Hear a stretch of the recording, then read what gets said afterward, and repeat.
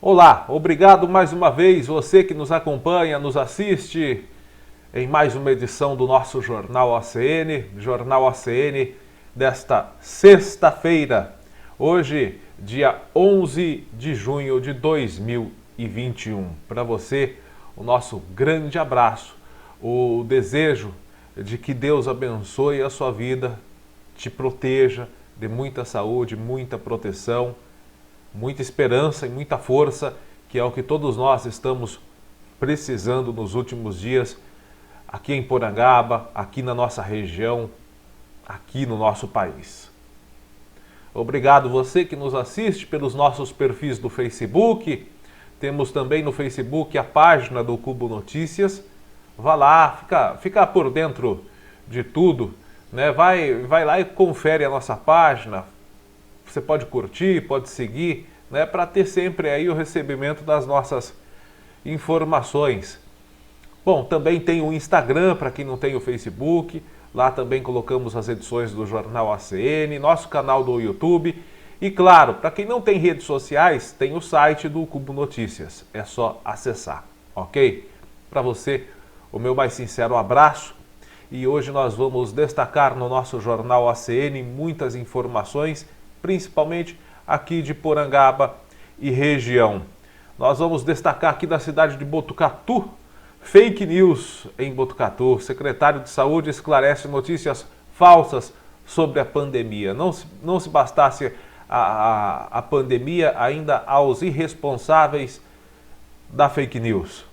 Colapso na região. Santa Casa de Tatuí diz que atingiu nível gravíssimo de ocupação de leitos para a Covid. Há também superlotação e colapso iminente em Itapeva, Avaré e Tietê. Internado, mas em recuperação, o prefeito de Torre de Pedra foi transferido ao HC de Botucatu, mas já apresenta melhora. Nós vamos destacar aí as últimas informações sobre o prefeito de Torre de Pedra. Pois é, o Ciro, que está aí apresentando já, graças a Deus, melhora sobre a Covid-19.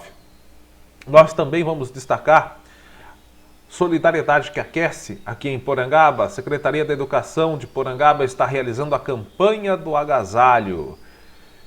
E claro, a gente vai falar sobre um assunto bem desagradável, infelizmente, né? Um flagrante muito desagradável. Verduras para distribuição foram vistas sendo transportadas em caminhão que transporta lixo reciclável. A gente vai falar sobre isso, vai comentar o assunto também. Temos também o espaço do internauta, relato de moradora, reclamação de moradora condiz com a publicação sobre a falta de remédios no pronto atendimento. Colapso em Porangaba. Porangaba e cidades vizinhas não possuem mais vagas de transferência para hospitais de referência no atendimento ao Covid-19. A situação é crítica. É preocupante. Temos também a ação do comércio. Paletó Materiais anuncia que não abrirá aos domingos devido à alta na pandemia. E, infelizmente, gente, mais uma vez aí vivemos uma semana em luto em Porangaba. Mais duas pessoas muito conhecidas, mais duas pessoas perderam a vida, perderam a batalha para o Covid-19. Duas pessoas, duas perdas lastimáveis na nossa cidade. Uma, inclusive, aconteceu no início da noite de ontem, infelizmente. Bom, gente, é isso. Nós vamos destacar o nosso Jornal ACN. E, para começar, nós não temos como ignorar o assunto. Já por várias vezes falei aqui e tenho plena certeza que algumas pessoas ficam, um tanto quanto desagradadas quando se fala que existe uma política genocida em curso no Brasil. Existe claramente, assumidamente inclusive, tendo em vista que lá no finalzinho de março, o ministro da Economia, Paulo Guedes, falou que as mortes que acontecem no Brasil têm um lado positivo, que é desafogar o gasto com a Previdência. Isso não é mentira, não. Isso foi falado pelo Paulo Guedes. Pesquise. Paulo Guedes falou que as mortes têm um lado positivo, pois desafogam o gasto com a Previdência Social.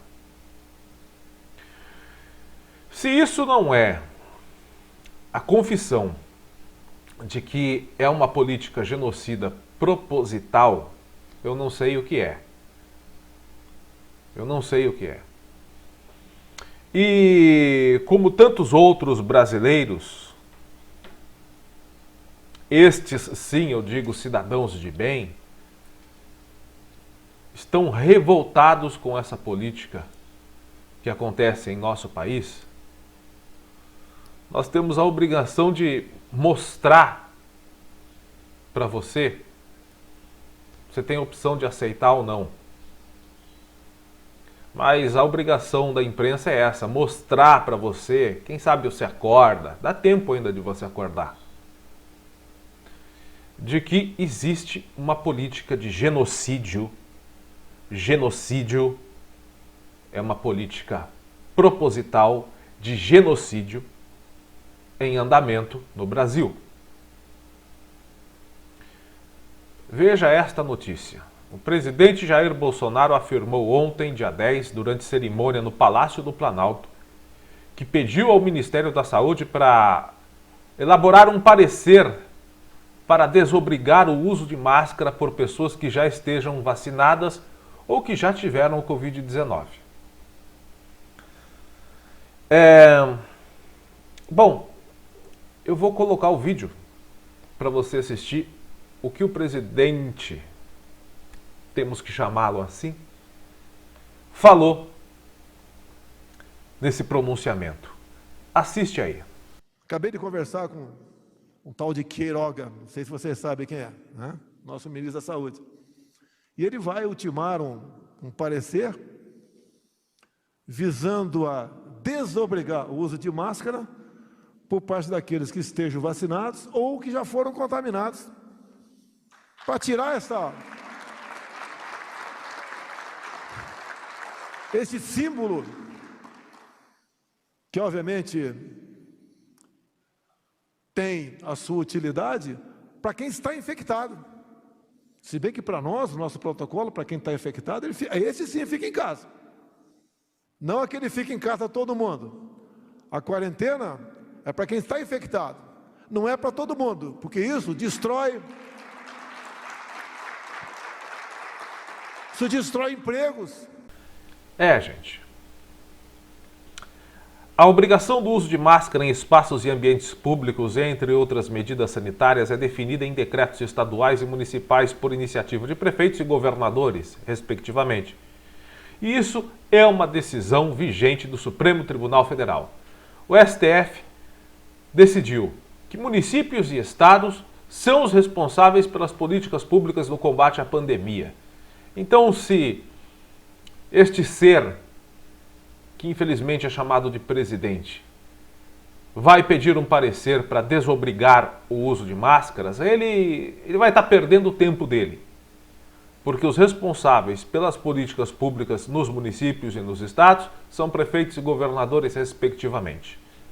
Isso já mostra total desconhecimento, que é o que mais prevalece nessa caixa vazia que ele tem em cima do pescoço. Merda na cabeça, não há mais nada. Merda na cabeça, não há mais nada. De acordo com epidemiologistas, a população vacinada ou que já teve a doença deve continuar usando máscaras, porque mesmo com a pessoa imunizada, ela ainda pode contrair o vírus, ficar sintomática ou ter sintomas muito leves, mas pode transmitir o vírus para outras pessoas. Segundo especialistas, a desobrigação do uso de máscara só seria recomendável quando o país alcançar aí um número expressivo de pessoas completamente vacinadas, algo acima dos 75%. Dos 70% a 75%. O ministro da Saúde, Marcelo Queiroga, que é um pau mandado do presidente, é outro inútil que está lá, Ele afirmou no início da noite de ontem nas redes sociais que recebeu o pedido do presidente para produzir esse estudo sobre a flexibilização do uso de máscaras. O avanço da vacinação no país teria motivado o levantamento. É que eles estão se embasando no que os Estados Unidos fez, né? Há um mês, Joe Biden desobrigou o uso de máscaras por pessoas já vacinadas. Acontece que lá nos Estados Unidos, 70% da população já está vacinada. Quase toda a população norte-americana já está vacinada. Eles começaram, né, no final do ano passado e já concluíram praticamente a vacinação. O presidente está muito satisfeito com o ritmo da vacinação do Brasil. Só ele e as quengas dele, né? Como que ele está satisfeito com a vacinação no Brasil? Nós não temos 12% da população brasileira que tomou as 2 doses com a imunização completa. Ele está muito satisfeito mesmo com o andamento da vacinação no Brasil, porque este passo de tartaruga a qual anda a nossa vacinação é super favorável, repito aqui, à política genocida premeditada pelo governo Jair Bolsonaro. O presidente acompanha o cenário internacional e vê que em outros países onde a campanha de vacinação já avançou, as pessoas já estão flexibilizando o uso de máscaras. O presidente me pediu para que fizesse um estudo para avaliação dessa situação aqui no Brasil, disse o ministro. No Brasil, a população vacinada até agora com as 2 doses contra a Covid-19, como eu disse, não chegou aos 12%, está em 11,06%. Em números absolutos, até o momento, foram enviadas a estados e municípios 109.294 milhões de doses de vacina contra o Covid-19. O que dá para vacinar aí quase 60 milhões de pessoas, porque são 2 doses, né? Essas 109.294 não dá para vacinar as 109.294 milhões de pessoas. Não, dá para vacinar quase 60 milhões de pessoas. Quase 60 milhões de pessoas. Porque cada pessoa tem que receber 2 doses. 60 milhões de pessoas não corresponde à metade da população brasileira, que é estimada em mais de 210 milhões. Vale lembrar que desse total de 109 milhões de vacinas distribuídas, 71 milhões de doses foram aplicadas, 49 milhões e meia de primeira dose e apenas 21.460.000 na segunda dose. Em países que já flexibilizaram o uso de máscara, como eu disse agora há pouco, os Estados Unidos e tem outro país também, Israel, a campanha de imunização com as 2 doses ultrapassou os 42% e 59%. Lá em Israel, 59,5%. Estados Unidos, 42,2% com imunização completa, que tomaram a vacina, pelo menos a primeira dose, mais de 60%. Respectivamente, segundo os dados Our World Data, numa publicação digital especializada na divulgação de pesquisa. Ou seja, já existe um início de imunização em massa, tanto nos Estados Unidos como em Israel, que possibilita que as pessoas não utilizem máscara. Aqui no Brasil, sequer estamos arranhando essa imunização em massa. Este senhor é uma topeira. Ou é muito inteligente para políticas genocidas. Ou ele é uma topeira absoluta, ou ele é genial em políticas genocidas. Essa é a exata descrição do presidente Jair Messias Bolsonaro. Que de Messias realmente não tem nada, está mais para Lúcifer. O Brasil ignorou a compra de 70 milhões de vacinas da Pfizer em novembro, o que possibilitaria termos mais do que o dobro de vacinados hoje. O Brasil ignorou uma segunda oferta da Pfizer, com vacinas vendidas a metade do preço. Eram vendidas a países da Europa a $20 a dose, para o Brasil foi ofertada a 10. O Brasil ignorou. Ainda no final do ano passado, o Brasil ignorou a compra da vacina Coronavac, que já estava sendo produzida pelo Butantan, para iniciar logo em 2020 a vacinação. Somando todos esses fatos, mais a política negacionista, ou seja, burra, deste governo, mais a declaração do senhor Paulo Guedes, falando que as mortes têm o lado positivo para desafogar a Previdência, se isso já não se soma ao fato, e também somando ao fato de que apenas os mais incapacitados são chamados para ocupar a saúde do nosso país, somadas também as fake news, induzindo as pessoas a pularem do abismo, se tudo isso não se chega à equação de que a política do presidente Bolsonaro é intencionalmente genocida, se tudo isso não basta, eu não sei mais o que basta para você acreditar, abrir os olhos e acordar que a sua vida, a vida dos seus familiares, das suas pessoas queridas, está em risco. O que falta para algumas pessoas acordarem?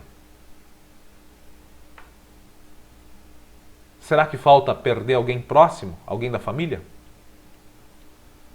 Porque há casos de pessoas que até então ainda continuavam tratando como uma gripezinha.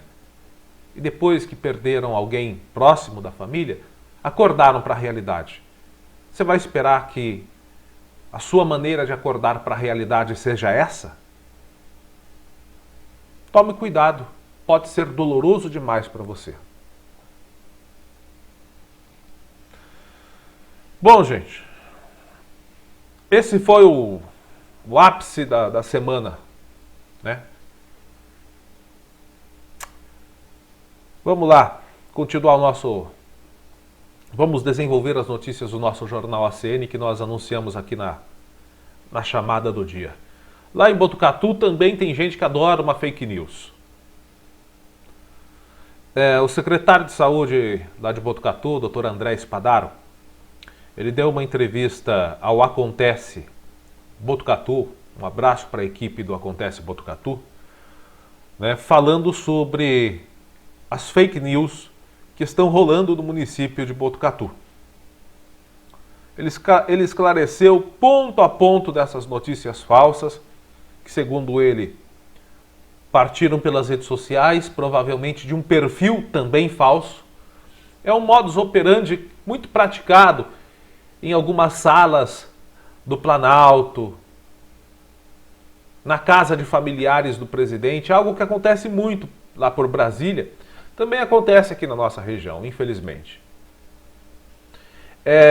E essas fake news estão espalhadas sobre a Covid-19 em Botucatu. O secretário, aliás, figuraça, super competente, esse homem tinha que ser secretário da Saúde no estado de São Paulo. E repito aqui, o prefeito Mário Pardini, lá de Botucatu, tinha que ser candidato ao governo do estado de São Paulo também. São duas pessoas de extrema competência.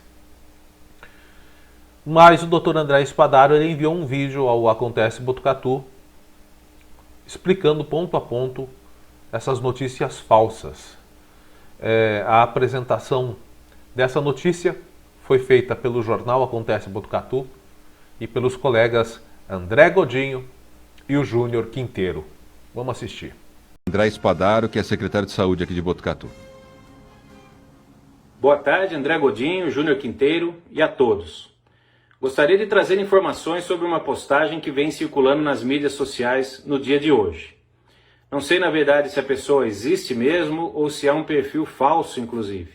O fato é que essa postagem está circulando em diversos grupos e na mídia, trazendo muita desinformação à população.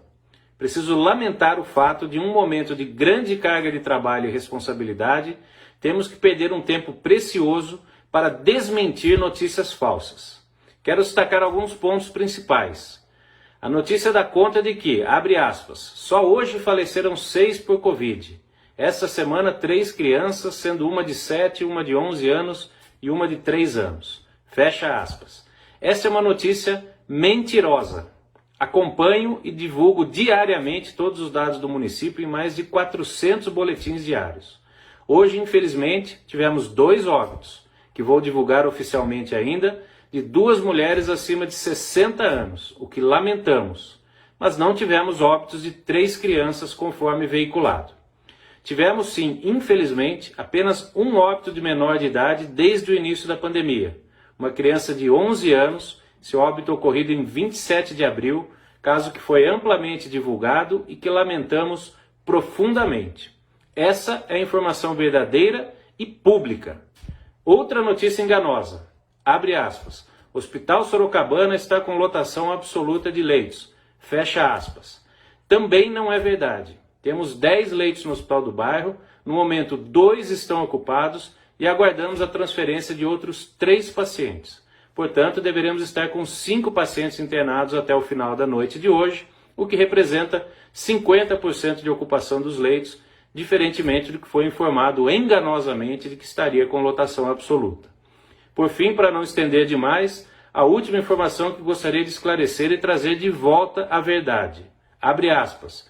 Nova variante do Covid da Índia chegou. Botucatu 65% já é da nova variante da Índia. Fecha aspas. Também mentira.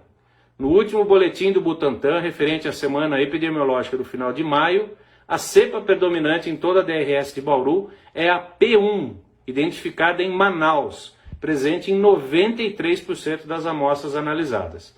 Aqui no Laboratório de Biologia Molecular do HC, da Unesp, nenhuma amostra da cepa variante da Índia foi identificada até o momento. Portanto, solicito encarecidamente a todos que evitem a propagação de notícias falsas, que confundem e trazem insegurança à população. Procurem se informar com os dados oficiais. Temos extremo cuidado em trazer informações apropriadas diariamente. Finalizo informando a todos que temos extrema confiança nos benefícios que vamos colher a partir dessas próximas semanas em função da vacinação em massa. Esse é um processo que vai ocorrer nas próximas semanas e meses, sendo os resultados definitivos atingidos algumas semanas após a segunda dose em massa programada para a primeira quinzena de agosto. Até lá, novamente, peço o apoio de todos com os cuidados de prevenção. Ainda não acabou a pandemia, a transmissão segue muito alta e não podemos relaxar até que todos estejam protegidos com as 2 doses. Até breve e um abraço a todos.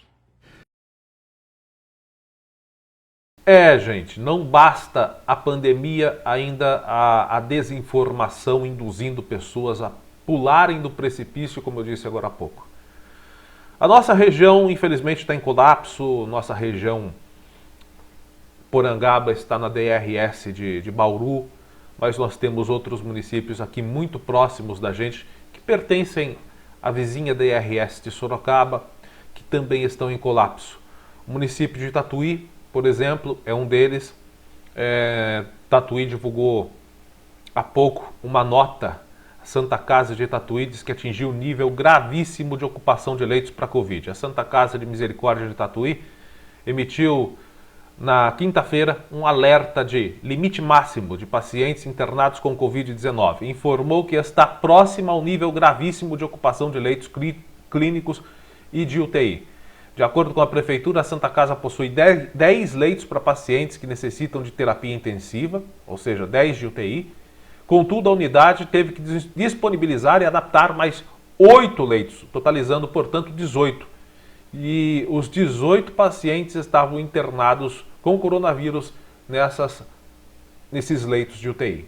Todos os 18 ocupados, os 10 e mais os 8 adaptados.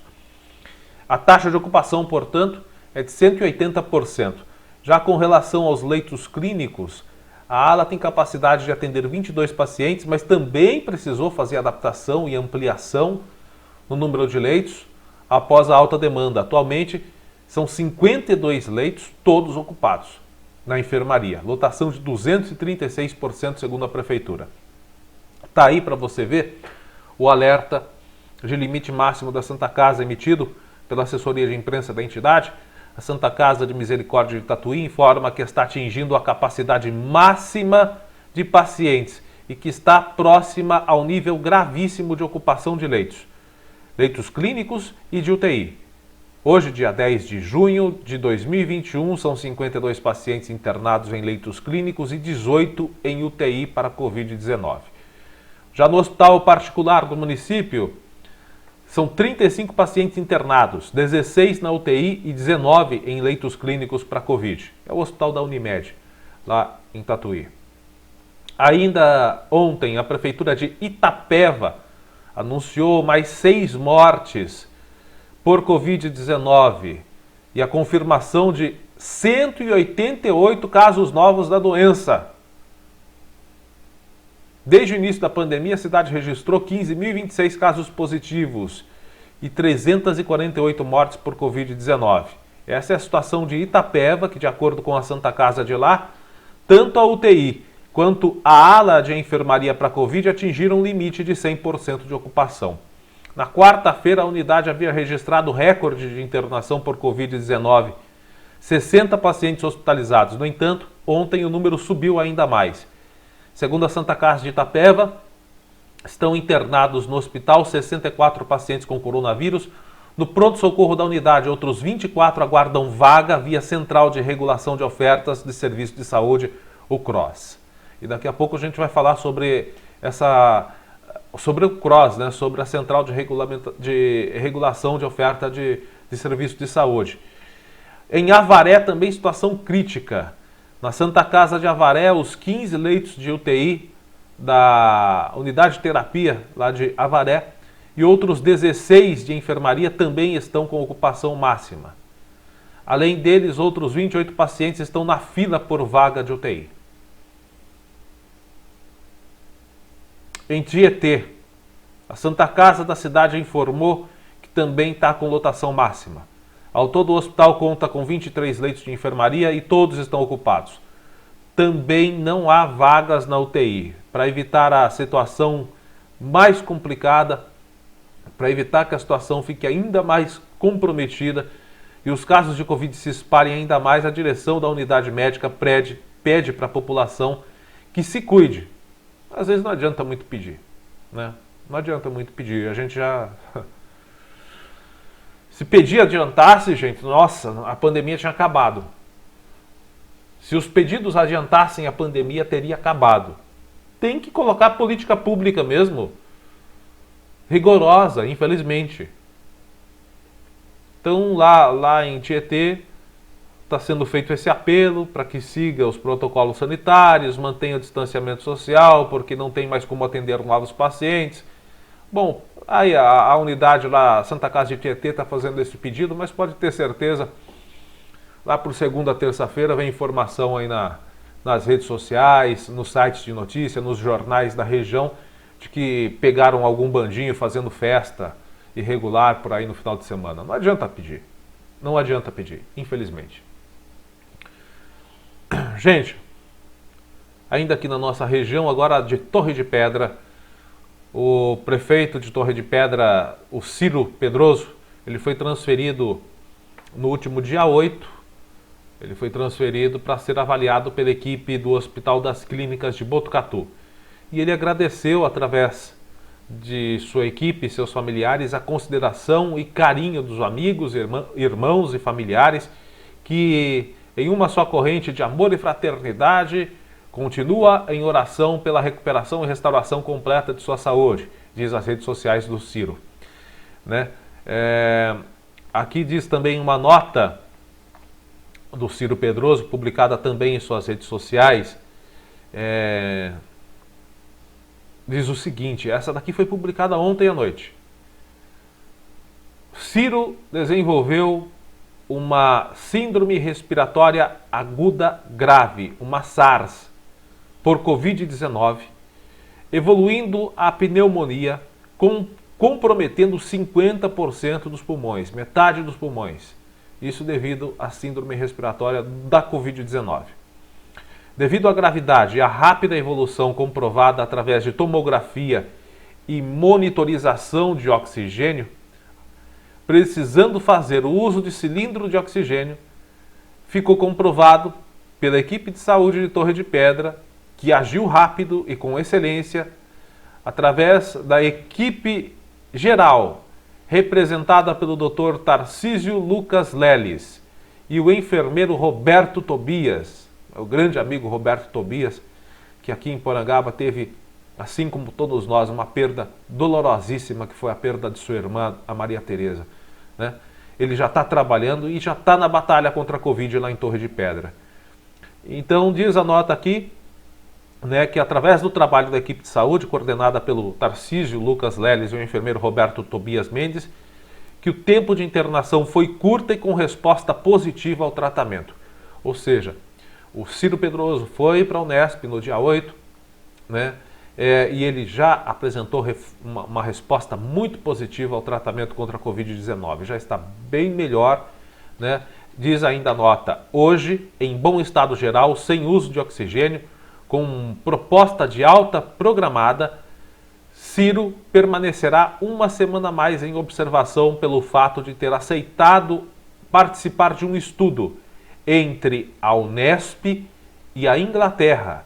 É um estudo entre a Unesp e eu creio que a Faculdade de Oxford, na Inglaterra, que vão realizar agora no Ciro Pedroso. Ele se colocou à disposição deste estudo, vai fazer um procedimento de nebulização.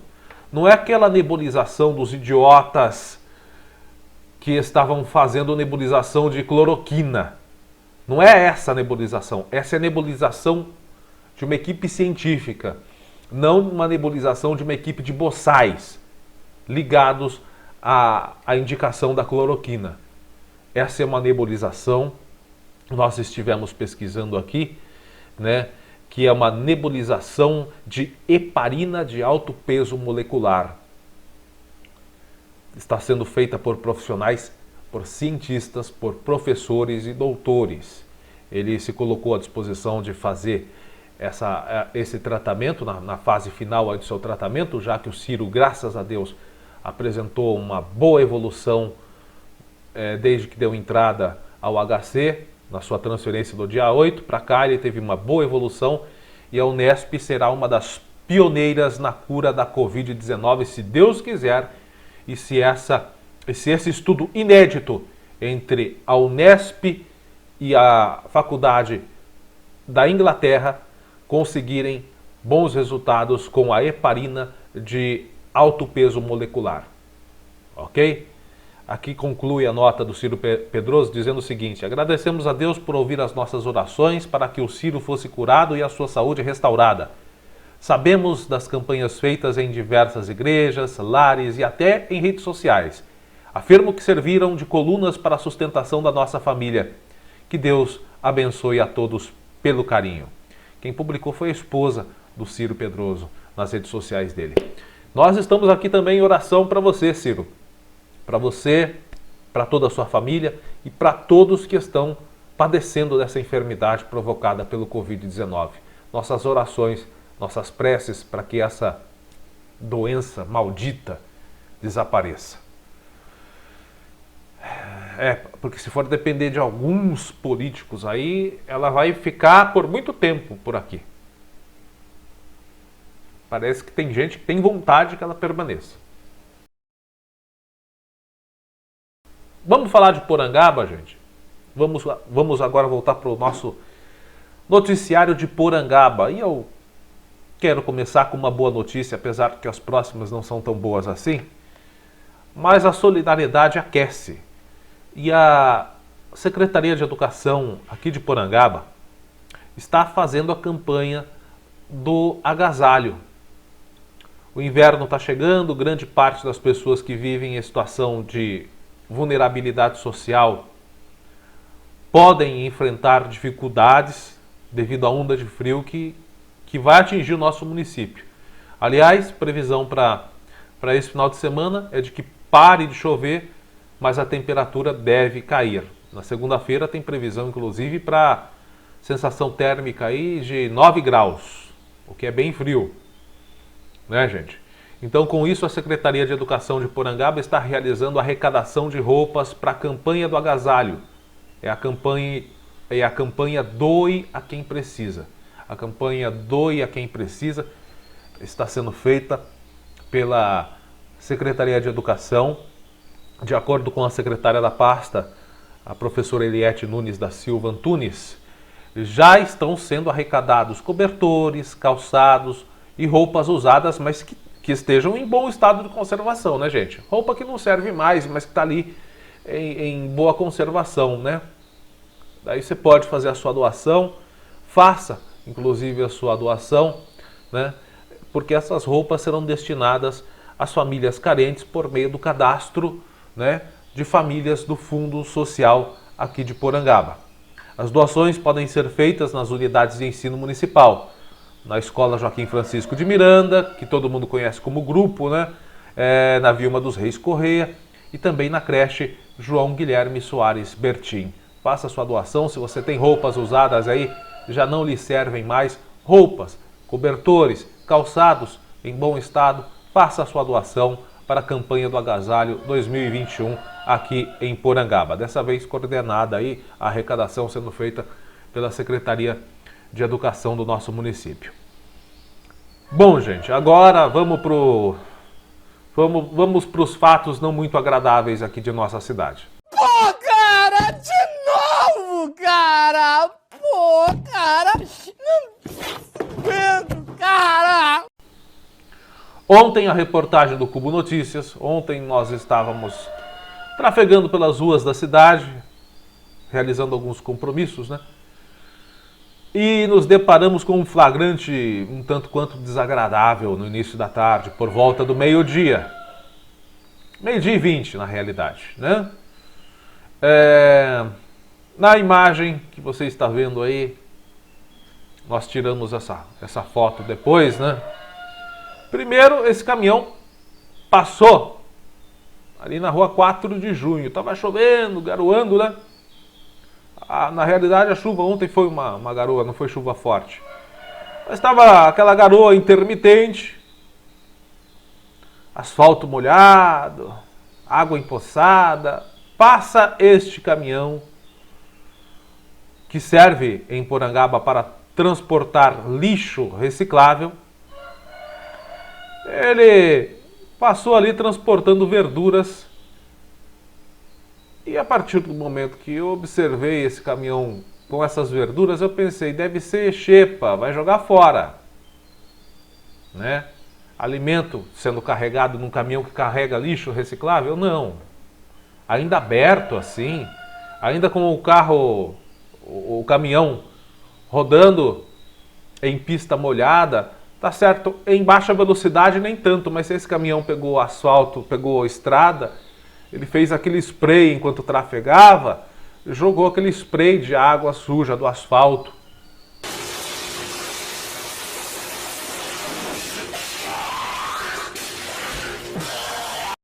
Né, que tem de tudo.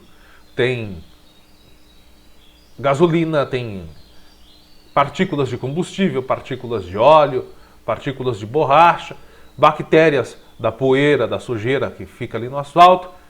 Gente que muitas vezes com algum sintoma da pandemia pode ter escarrado, cuspido no chão também, né? Eita! Fica ali no asfalto, fica no chão. Tudo isso se mistura na água de chuva, aí passa o veículo bem rápido com aquele spray maravilhoso de bactérias, jogando para cima, para a carroceria. Então eu pensei, não, essas verduras não têm utilidade. Sabe de nada, inocente! Mas eu estranhei, pois se tratavam de verduras muito bonitas. Muito bonitas. Eu falei, não, mas tá alguma coisa estranha. Esse caminhão passou pela 4 de junho, numa velocidade lenta. E eu fiquei olhando, eu falei, não, mas essas verduras não são verduras inservíveis, não é verdura estragada, nada não, é verdura bonita. Muito bonita. Será? Fiquei pensando eu. Terminei de realizar ali meus compromissos na 4 de junho e coisa de 7, 8 minutos, subi pela professora Antônio Freire de Souza, me deparo com o caminhão parado em frente ao prédio do Fundo Social da cidade, descarregando, inclusive, começando a descarregar essas verduras, possivelmente para distribuição popular. Fiz o que eu não queria ter feito. Juro que não queria. Tive que fotografar e publicar a informação o mais rápido possível, com uma única finalidade: não fazer política para denegrir ninguém. Mas depois eu vou explicar essa finalidade. Bom, vou explicar já. A finalidade é porque as pessoas vissem aquilo e não pegassem essa verdura. Porque, no meu ponto de vista, isso pode causar uma intoxicação alimentar, um contágio por bactéria. Então eu falei, não, é bom eu alertar as pessoas, eu não quero denegrir a imagem de ninguém, tanto que eu não falei nada de ninguém, no nome de ninguém. O objetivo foi simplesmente esse. Aí o caminhão, além de ter essa utilidade para transporte de material não muito higiênico, apesar que alguns falam que o papelão é limpinho. Teve um que comentou nas redes sociais que falou, não tem problema não carregar aí, só carrega papelão. É papelão que as pessoas descartam na frente de suas propriedades, fica ali na frente da rua, pegando poeira, xixi de cachorro, animais que possam, porventura, ratos, passarem por cima do papelão. E não é só papelão que carrega esse caminhão carrega todo tipo de material reciclado, inclusive móveis velhos, enfim, não é o lixo orgânico que é carregado ali, menos mal, mas é material sujo.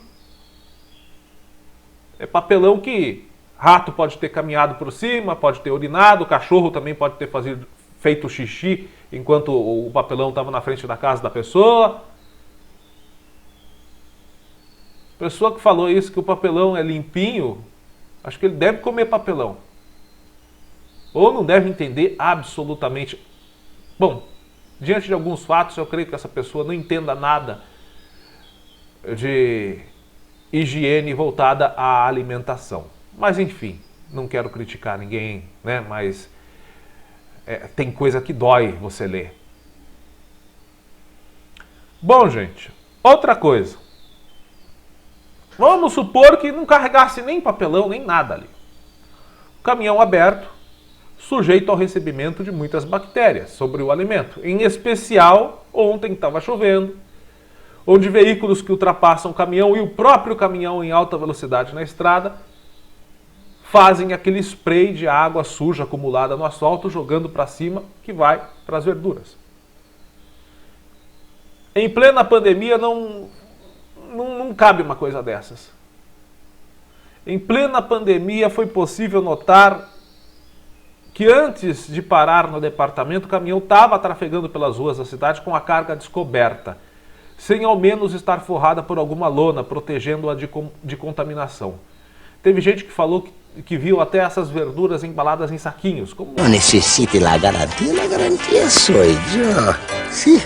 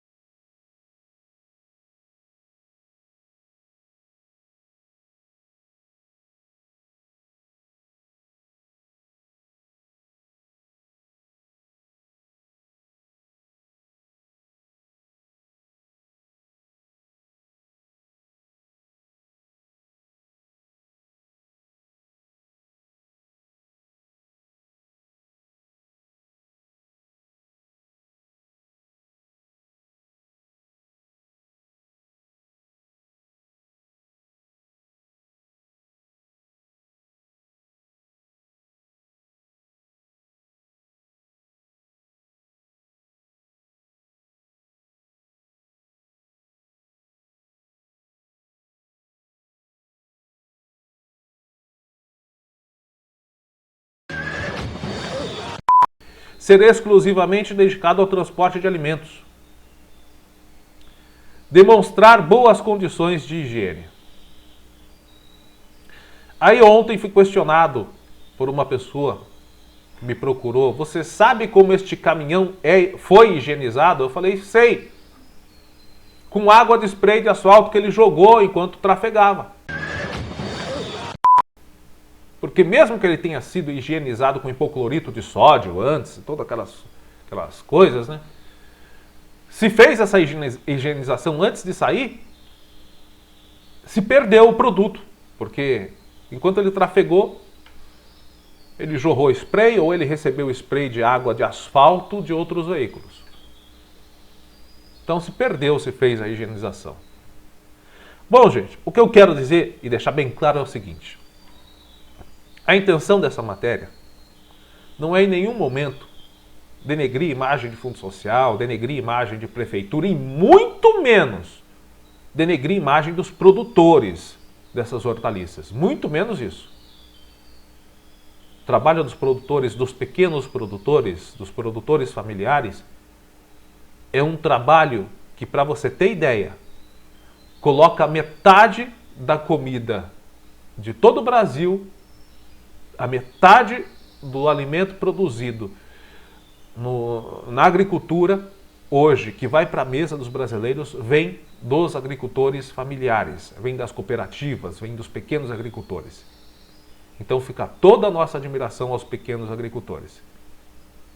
O que houve, e eu quero deixar claro para não pensar que é para fazer picuinha política. Não, nem na gestão passada a gente fazia picuinha política. O que a gente faz é cobrança para que os erros sejam solucionados, para que os problemas sejam solucionados e os erros não se repitam. O que nós queremos deixar claro é que houve um grande erro ao destinar este veículo, ainda mais nas condições de ontem, de dia de chuva, para carregar um alimento altamente perecível, que são as hortaliças frescas. Outro objetivo nosso foi alertar as pessoas para que, bom, se vai ser distribuída eu não sei, se foi distribuída eu não sei, se chegar a ser distribuída, que as pessoas higienizem muito bem essa verdura. Espero, inclusive, que seja dado junto com a verdura um frasquinho assim, daquele pequenininho, tipo clorito de sódio, para a pessoa misturar na água, 3 gotinhas a cada litro de água já basta, e fazer a higienização. Deixa ali por 2, 3 minutos e faz a higienização. O objetivo é só esse. Que isso não pode acontecer. Foi errado. Foi errado. Agora, não é culpa dos produtores. Não foi culpa dos produtores. Foi culpa de quem escolheu e designou este veículo para fazer esse transporte. Não havia sequer uma lona para cobrir. E mesmo com a lona ainda estaria errado, porque papelão não é coisa limpa. Eu duvido que quem falou isso gostaria de comer uma verdura que é carregada num caminhão que carrega lixo reciclável.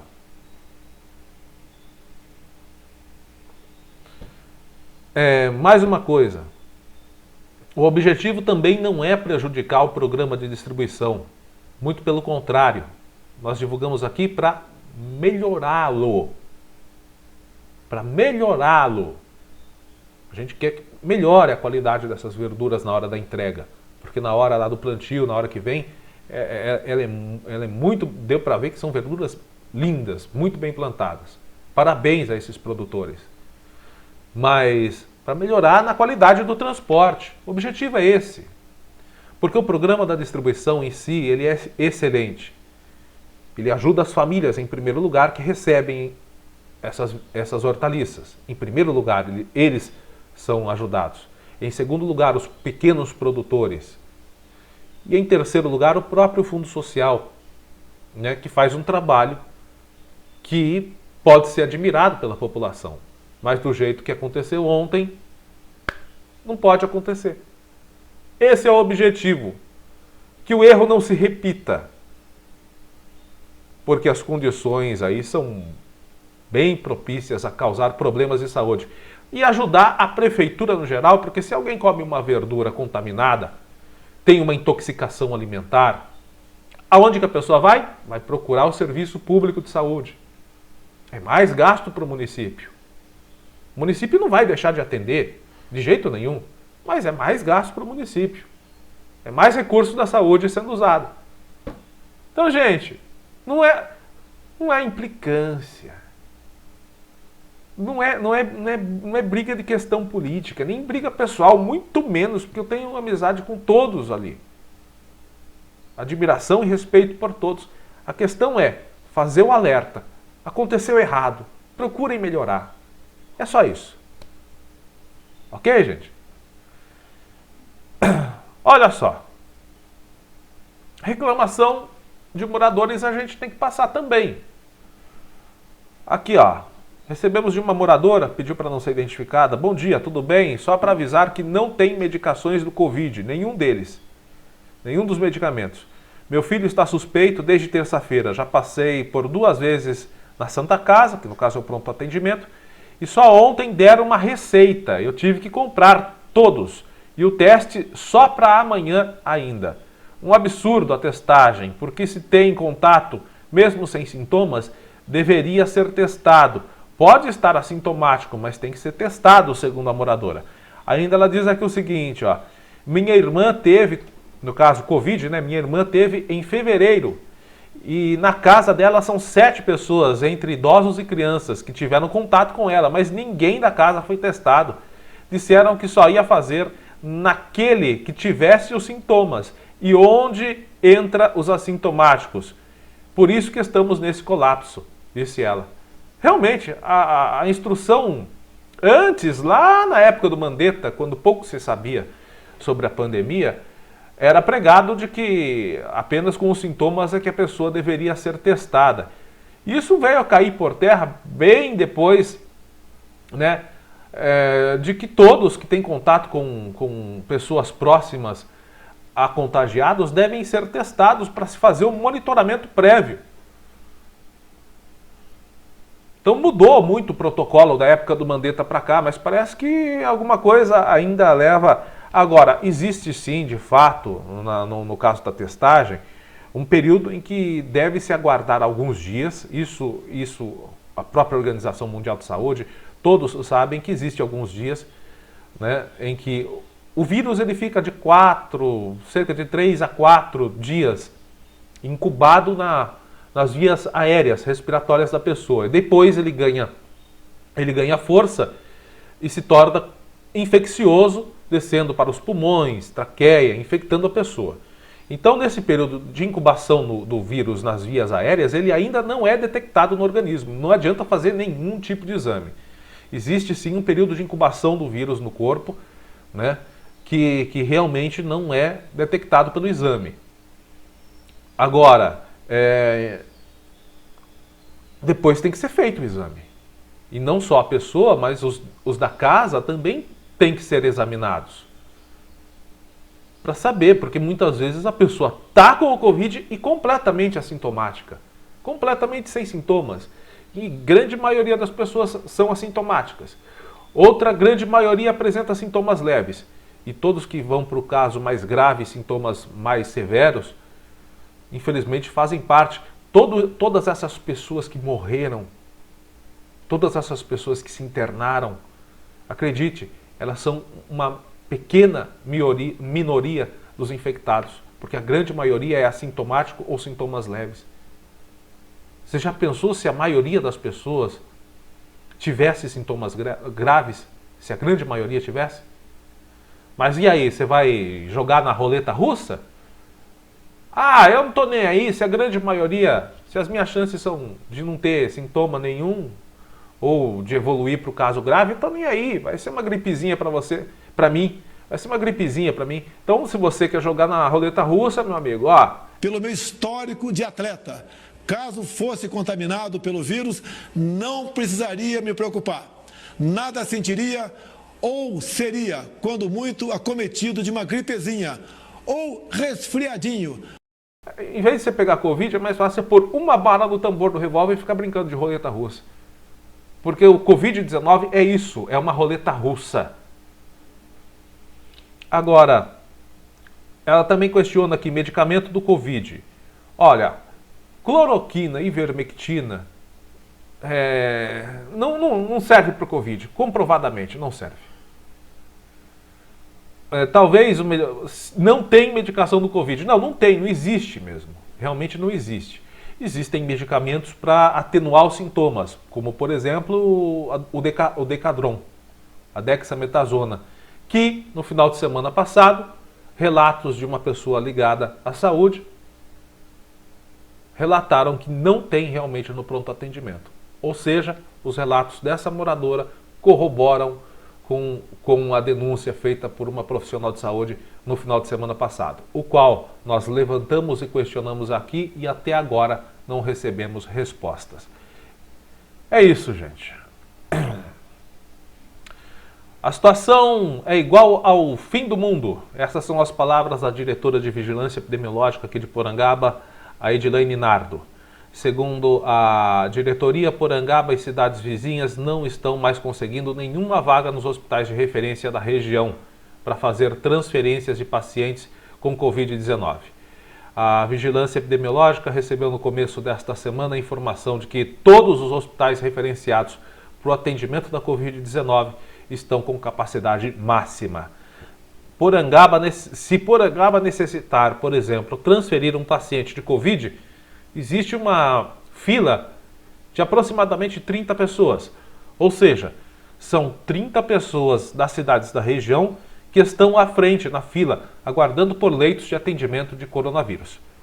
A CROSS, que é a Central de Regulamentação de Oferta de Serviços de Saúde, não dispõe de transferência de pacientes de Porangaba em um tempo satisfatório para cuidados urgentes, muitas vezes necessários para o Covid. Muitas vezes a transferência tem que acontecer de imediato. Bom, gente, na Unesp de Botucatu, há informações de que até já estão encerrando as fichas por falta de vagas.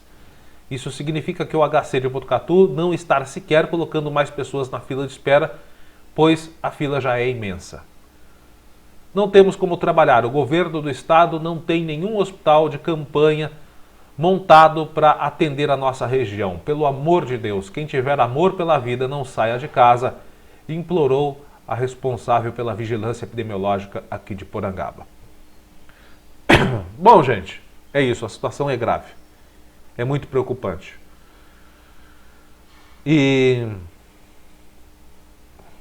o comércio de Porangaba, alguns comerciantes de Porangaba, como o exemplo que eu vou citar agora, começam a tomar por conta própria medidas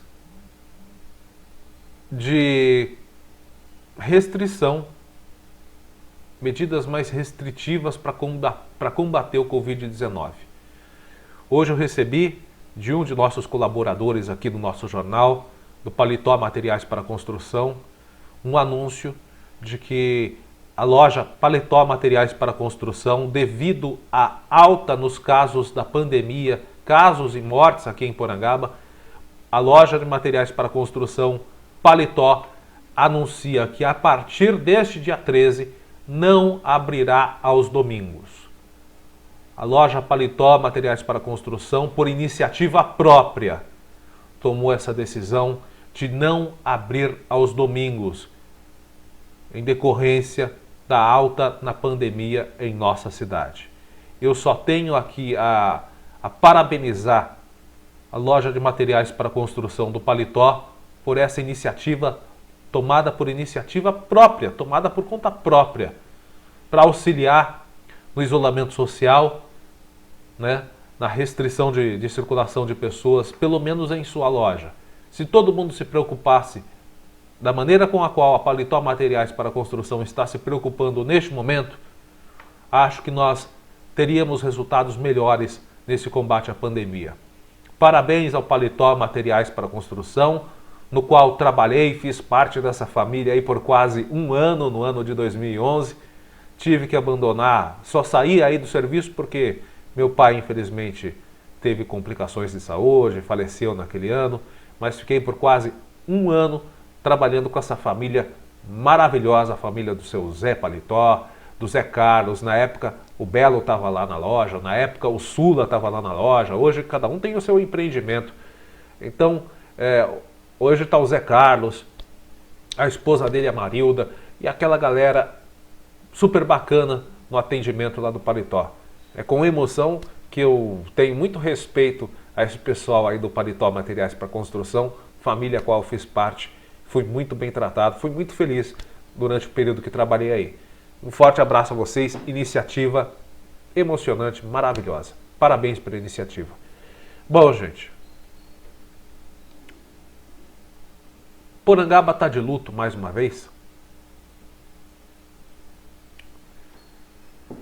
Nós tivemos nessa semana mais 2 mortes de pessoas queridas. As 2 pessoas eu conhecia também. Na quarta-feira de madrugada faleceu jovem, aos 47 anos, o Helder Generoso, porangabense da Gema. Ele era agrônomo, trabalhou numa empresa de citricultura aqui da região. Também já teve comércio, foi proprietário de comércio aqui em Porangaba. E por ser agrônomo, formação dele, ele era mais conhecido ainda pela população porque ele era professor também, ministrava vários cursos ligados à agronomia, à produção familiar, lá no Sindicato Rural de Porangaba.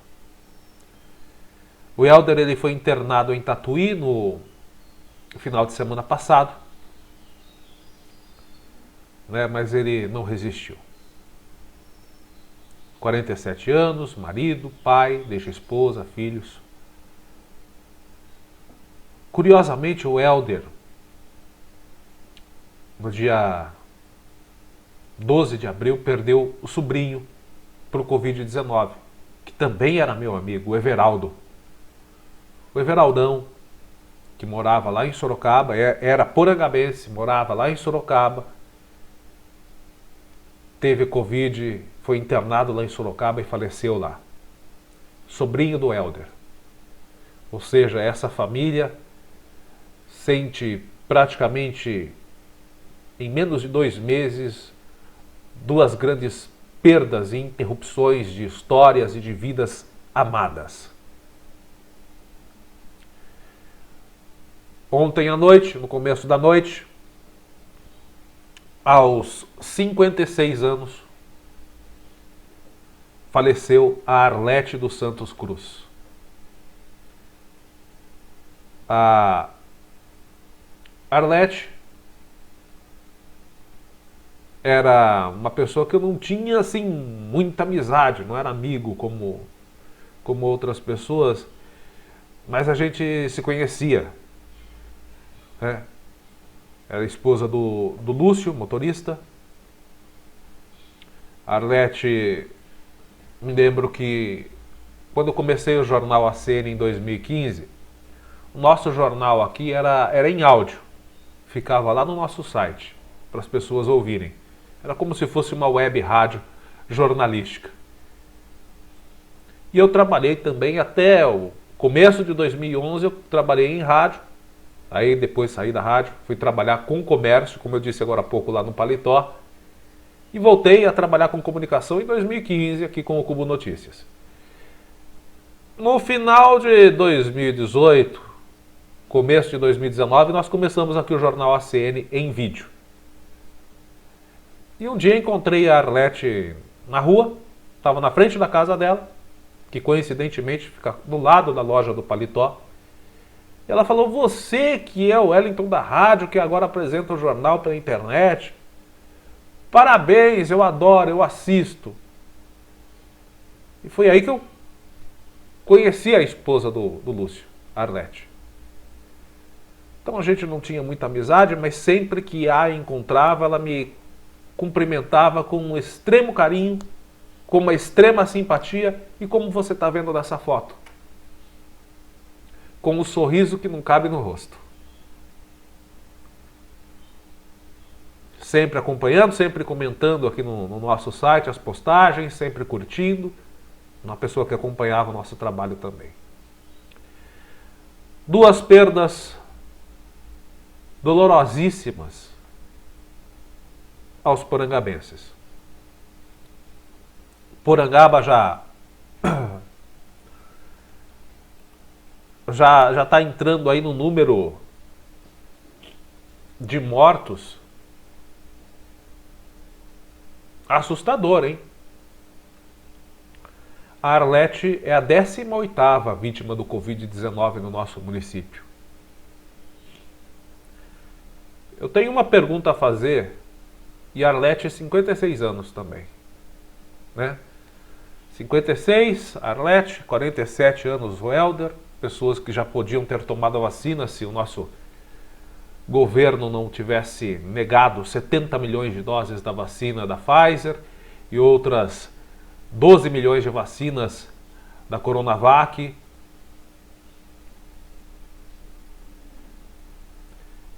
Mas eu tenho uma pergunta, não tem nada para ser feito aqui no nosso município para desacelerar a Covid-19? Porque a única coisa que eu pessoalmente estou vendo, é a diretora da Vigilância Epidemiológica se desdobrando para fazer de tudo, mas coisas que devem partir lá de cima, parece que não. E olhem que nós estamos sendo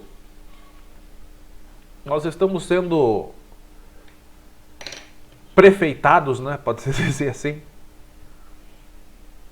Nosso chefe do executivo, no momento, é um profissional de quase 40 anos da saúde. Robertinho, enfermeiro. Mas enfim, né? O ano passado ele deu uma palavra na Câmara falando que todo mundo vai pegar o Covid-19 mesmo. Todo mundo vai passar por isso. Eu não vou me alongar mais não, gente. Eu me despeço aqui, deixando minhas condolências à família do Helder Generoso e da Arlete dos Santos Cruz.